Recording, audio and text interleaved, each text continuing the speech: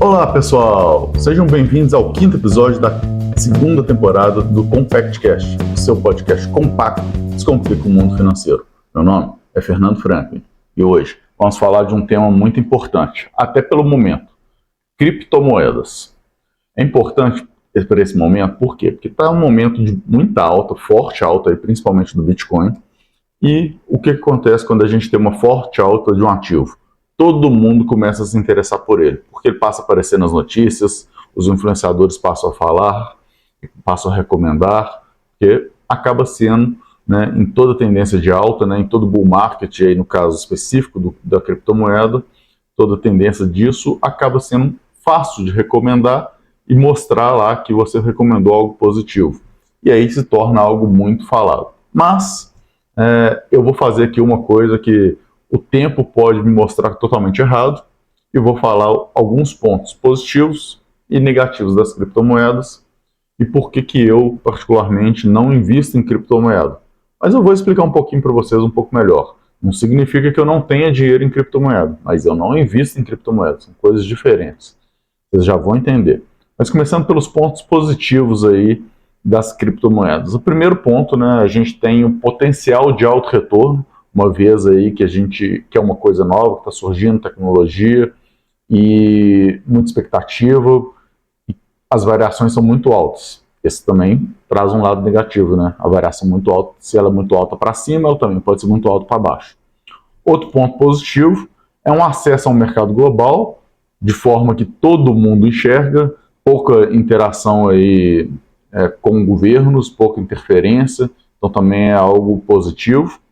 E essa questão, o terceiro ponto, né, a gente já até começou a falar um pouquinho aqui da questão da tecnologia aí, que é bem inovadora. A tecnologia do blockchain é algo muito interessante, porque ela traz bastante segurança e até, né, quando a gente pega essa tecnologia de blockchain, é algo que o Drex, né, que é a moeda digital do Banco Central brasileiro, vai ter, mas ela tem um objetivo um pouco diferente. Ela tem um objetivo aí de rastrear, como é que a gente pode dizer? Rastrear as operações. Então, por exemplo, em vez de você comprar uma casa, pagar e depois assinar lá no cartório, você vai pagar via Drex e o cartório, após liberar a documentação, que vai liberar o dinheiro para o comprador, né? ou o vendedor. Contrário aí. Mas o ponto é esse: o cartório vai ter o dinheiro vai ficar parado como se fosse um depósito judicial, né, esperando a finalização daquela operação, seja a compra de uma casa, a compra de um carro, entre outras operações que sejam vinculadas a algo específico, a uma entrega específica de um ativo.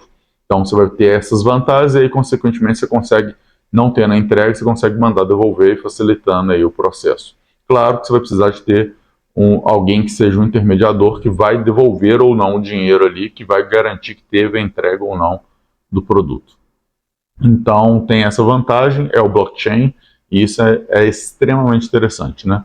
Pelo lado negativo, né, a gente volta a falar aí da alta volatilidade, que é complicado. Vamos falar mais um pouquinho disso aí, um pouquinho mais para frente. Então a gente tem essa questão da alta volatilidade aí, que é pesado. A gente também tem uma questão importante aí da falta de regulamentação, da falta de segurança ainda, que gera todo esse processo não está completamente regulamentado. Tem muita coisa ainda surgindo, algumas dúvidas, né, como é que vai ser a tributação disso. A gente já viu umas evoluções aí de gente que achava que a Receita Federal não ia encontrar, mas a Receita Federal já está encontrando criptomoedas não declaradas, né, então é importante a gente ver isso também. Então, tem muitas incertezas aí por trás que trazem falta de segurança. E também, né, a gente tem a questão, tem dois riscos grandes aí. A primeira questão o risco de hacking, né, e fraudes, que são bem altos, né, então de alguém hackear ali e roubar suas criptomoedas é um risco aí que tem que ficar no seu radar. Ah, mas eu coloco lá na minha chave particular, né, e aí minha wallet, né, então eu tenho um pouco mais de segurança. Sim, você vai ter segurança aí, mas tá cheio de casos também de gente que errou todas as senhas e aí perdeu aquela criptomoeda para sempre. Então, é um outro ponto importante que você deve levar em consideração aí. Mas falando de uma forma um pouco mais geral, Se a gente pegar as criptomoedas, né, então muita gente fala, o Bitcoin é muito bom porque o Bitcoin tem todas as características de uma moeda. Bom, quase todas. Ele tem várias situações aí que ajudam, mas ele não tem uma coisa fundamental, né, que se torna importante para uma moeda, que é o lastro. O que é o lastro que eu estou falando? Alguém, né, que vai e fala assim, eu garanto que isso aqui pode ser usado como moeda. Não tem. Hoje é a comunidade que tem que aceitar. Então, é por isso até que hoje você ainda não consegue ir lá na padaria e comprar com Bitcoin. Claro que se dependendo de onde você chegar e oferecer, pode ser que a pessoa aceite. Mas não é algo que em qualquer padaria vai aceitar, que vai estar preparado para aceitar aquilo ali, né? A maioria dos lugares não estão e você não vai conseguir usar de forma geral. E existe aquela questão, né, de transformar as criptomoedas então na moeda que seria uma moeda universal, através aí da demanda do pessoal, o que é muito interessante por um lado, ter uma moeda única para o mundo inteiro, mas eu acho muito difícil, e é muito difícil mesmo, tá, de um país abrir mão da sua moeda para poder assumir outra.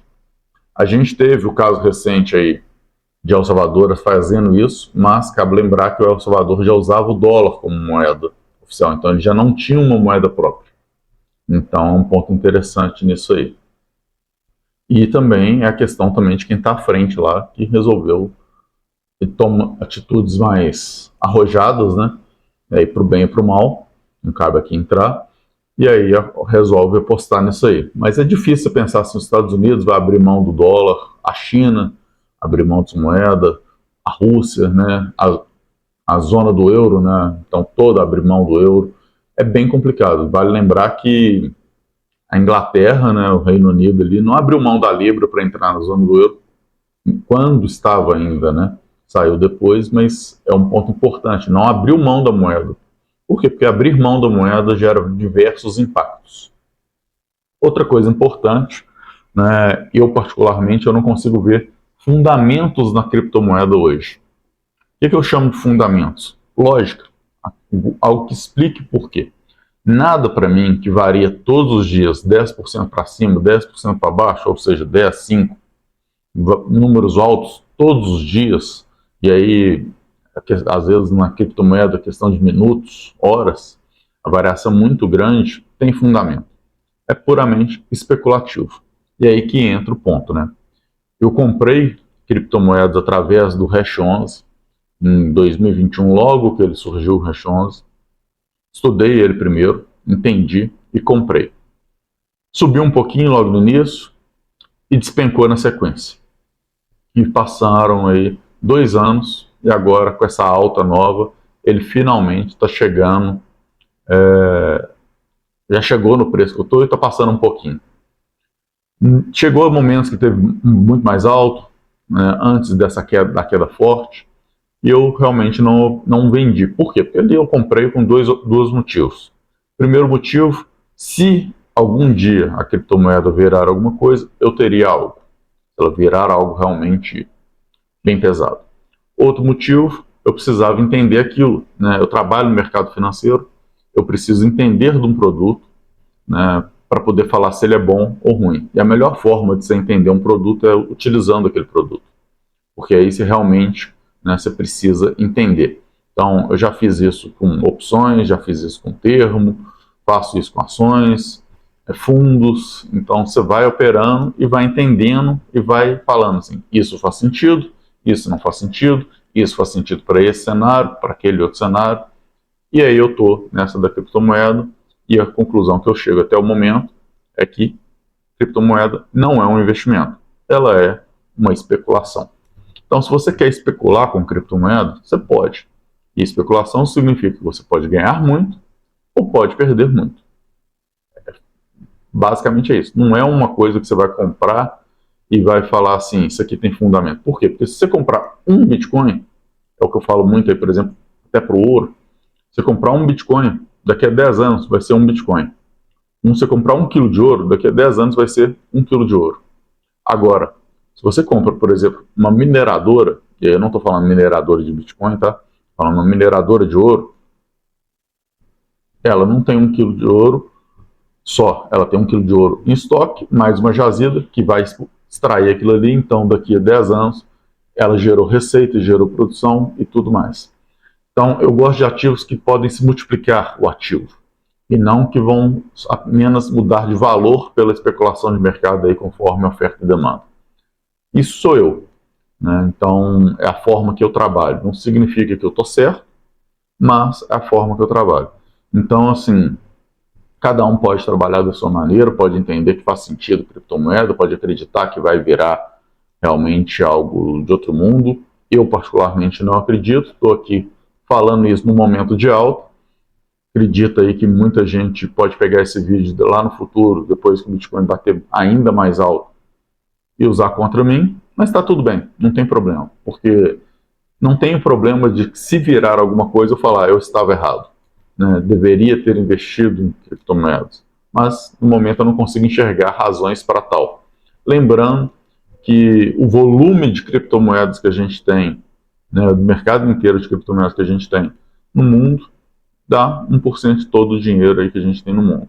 Então é bem complicado disso aí realmente se tornar algo grande. E outro ponto importante que eu ainda não comentei é o halving, que é o que vai ter agora, né? Está próximo de acontecer o halving do Bitcoin, que é quando a velocidade de mineração, né, de criptomoedas, ou seja, a velocidade que são feitos cálculos matemáticos e criados blockchains, se reduz, né, pela metade, de tempos em tempos, a cada certo volume de criptomoedas negociadas. Já aconteceram outros 3 halvings.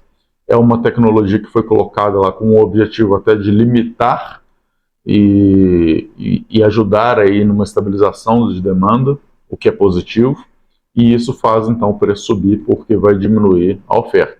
Por outro lado, com o halving, existe também o risco de algumas mineradoras saírem do mercado, e isso pode inclusive gerar algum tipo de perda, algum tipo de risco aí de quebra de segurança nesse processo.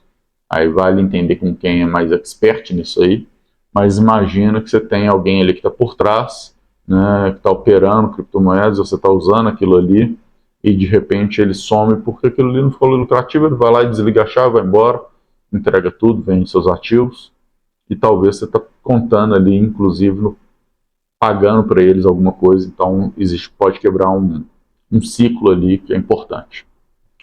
Bom, era isso que eu tinha para trazer para vocês hoje. Pensem um pouquinho nisso e até a próxima. Tchau, tchau.